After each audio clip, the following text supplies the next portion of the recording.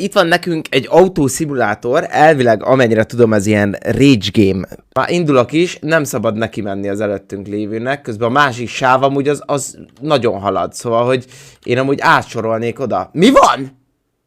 De a seggembe jön. Menjen már! Mi megsáltam? Menjen már! Megtoltam az egész sort, tesó, mert nem mennek! Gyerünk, menjetek. Nem ér hozzám senki sehol, azaz, megyünk, ne gyere már ilyen gyorsan mögöttem! Space a fék, az kemény, Space-re raktátok a féket? Oda kéne beálljak? Oké, ez még talán élőbe is menne. Alászedjük, igen,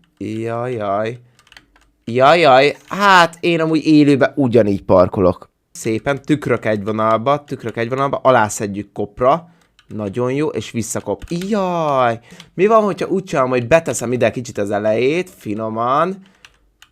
Másik irányba elkezdem tekerni a kormányt. Megállunk. Megkimentem. Kidudál, öcsém.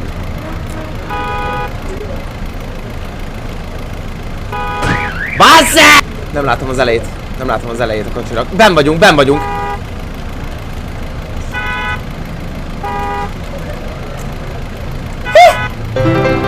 Is esett egy, nagyon jó, örülünk. Ezeket a sirályokat le kéne lövöldözni. 96%, ott is esett egy kula. 96.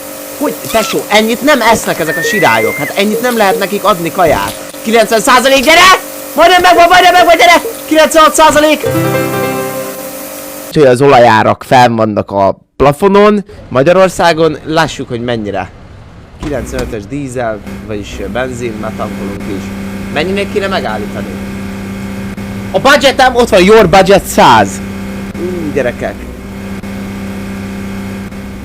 Ami az élőbe szokott sikerülni, ilyen 96-nál elengedjük. Oh my god!